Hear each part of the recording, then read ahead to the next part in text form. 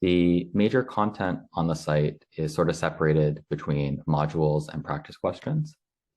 So on the module side, these are short lessons that provide information for students to review while they are studying both with and without the tutors.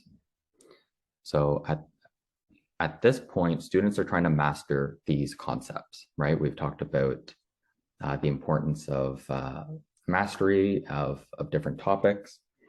So on these pages, students have information that they can review. They have practice questions with answers so they can get a sense of how to solve them.